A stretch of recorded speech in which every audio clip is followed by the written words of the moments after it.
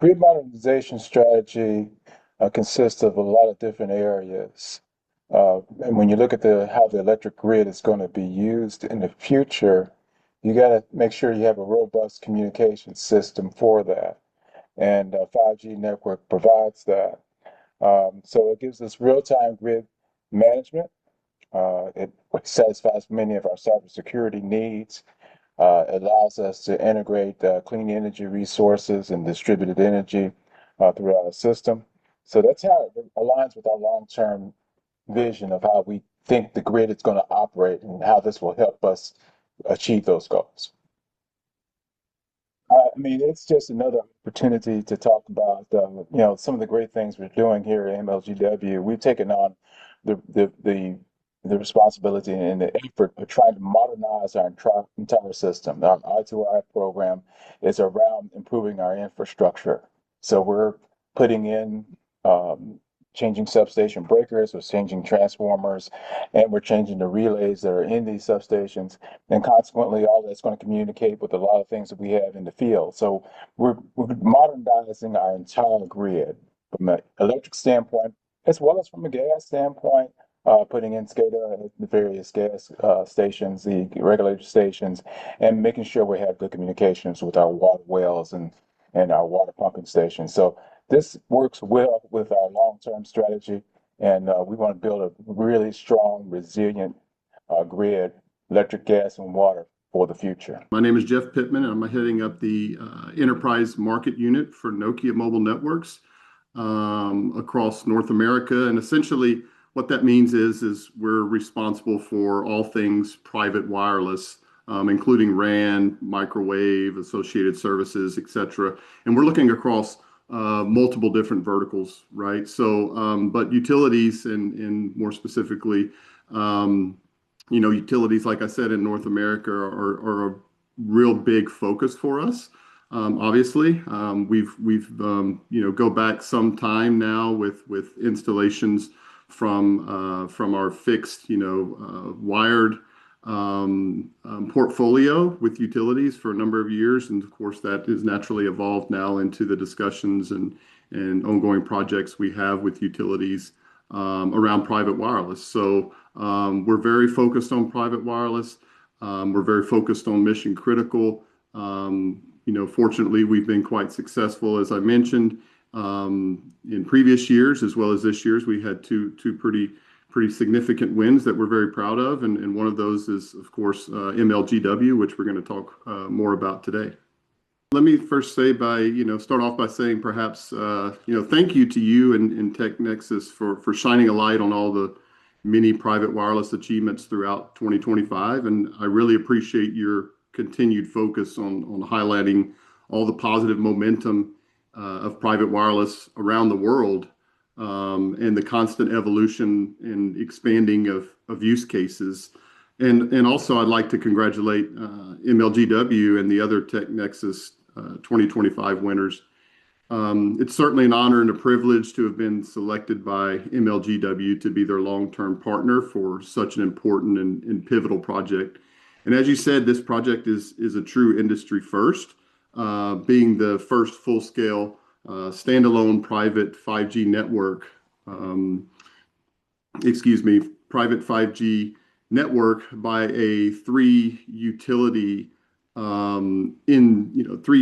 focus, which is electric, gas, and water, in the US. So for Nokia, it proves how private wireless can move beyond pilots and trials and deliver critical infrastructure at scale. And it really does set a powerful precedent or reference for how municipalities nationwide can modernize their utility operations more securely and efficiently. So it really is a end-to-end solution that we're providing. Our solution integrates Nokia's scalable 5G core and industry-leading what we call AirScale RAN in our Manta Ray network management system. And last but certainly not least, our advanced cybersecurity suite across MLGW's, as I mentioned, electric, gas, and water services. And it really is so exciting to be partnering with MLGW to utilize so many different parts of the Nokia portfolio, including product and services. And as you know, the design focuses on ultra low latency, reliability, and security, which we achieve through a complete end-to-end design, end-to-end design, not only across core and RAN, but also across backhaul and aggregation as well, which is all key to supporting mission critical utility use cases. And finally, once design and deployment are done, operations come into the picture. And there, Nokia will also be providing various managed services to assist MLGW however needed. It gets to the heart of why private networks are so crucial for utilities today. Um, in essence, our private network strengthens grid resilience and cyber defense by providing a secure, dedicated, and highly reliable communication backbone. And let me perhaps break that down a little bit more, if I may. When it comes to strengthening grid resilience, real-time data and proactive detection are key focus areas. And this enables utilities to detect anomalies and potential faults proactively, often before they escalate into major outages. In addition, high availability and outage response are also key. The ability to provide dedicated bandwidth and robust connectivity in even some of the most challenging conditions is critical for coordinating field crews, remotely controlling assets, and restoring services rapidly during an outage. And when it comes to enhancing cyber defense, Nokia offers a top-tier integrated security suite, which we embed into this design and network a comprehensive security portfolio directly into all aspects of the design. And this isn't an afterthought, right? It includes capabilities like intrusion prevention systems, advanced threat intelligence, and robust certificate management. And these layers work together to protect critical infrastructure from sophisticated cyber attacks. In addition, is also necessary to mention isolation and control. And a private network inherently offers a higher degree of isolation compared to public networks, as we were discussing earlier. And this allows utilities to maintain granular control over their data traffic and access points, and thus creating a more secure perimeter against external threats and reducing the attack surface. So MLGW chose to go with band N71, which is at 600 megahertz, and that really that low frequency band enables deep coverage and reach across MLGW's wide municipal footprint to cover approximately 99% of Shelby County's population in Memphis, which is really what one of the primary tasks or goals are of MLGW. And just as importantly, that spectrum then gives MLGW's network the ability to securely scale to support thousands of devices over time, as well as supporting emerging use cases that you perhaps know, like edge computing, DER integration, and remote operations. I've been working in utility industry for some time now, and what we've seen is that the customers demand more, want more. In order to do that, you have to have visibility. You have to understand what it is that's affecting the customer. So this will give us real-time communications with fault indicating devices, with the various devices that are used in the field, like switchers, the meters, whatever, to tell what is out. And from there, we can do some analysis to determine what's causing the outage. So this communication network will definitely help us with that. It also gives us better unified communications with our gas and water systems. As you know, we're the largest three-service utility company in the nation, and we have a significant amount of gas customers and significant amount of water customers. And it's always important for us to have some visibility as to how that is operating.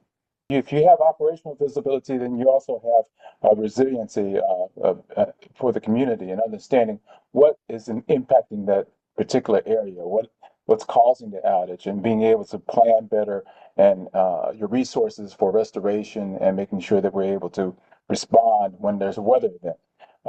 Being in Memphis, Tennessee, you're subject to some rather severe storms. We have those come through from time to time and can knock down a bunch of trees and put a lot of people out of power. We also have occasionally to get the ice storm.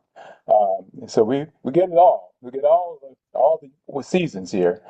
So we want to make sure that we're able to respond in a quick and efficient manner and responding to any outages that may occur out there in the field. It's been a true partnership. We've been working with Nokia when it came to the spectrum selection, the type of spectrum, making sure that we have a shared commitment on how we're going to go forward, working with the design of the various radio sites.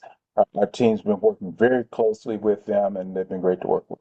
Because, like I mentioned earlier, the operation of the grid is changing, and how people use the grid is changing. So you'll see as if people adopt more EV, electric vehicles, as they adapt better battery storage at their homes, as they put solar at their homes. All these resources, if they are able to communicate, and if we tie that into our grid system, then we're able to dispatch those resources at the time when we need it. So we have a cooperative relationship with those who take the investment and put that into their homes, but it can also help with the overall strengthening of the grid. So we see that as a possibility in the future, and we want to be ready for that. And this 5G network helps us to be ready for that. We see private 5G becoming, and well, perhaps it already is, the foundation of utility digital transformation over the next several years and beyond. Really enabling automation, predictive maintenance, things like EV charging infrastructures, and resilient grid systems. And MLGW is a pioneer, I think, in leading the way. And as stated before, will definitely be a great reference for other municipalities going forward. And Nokia will most definitely be there every step of the way to guide them and partner with them to meet their specific needs and goals.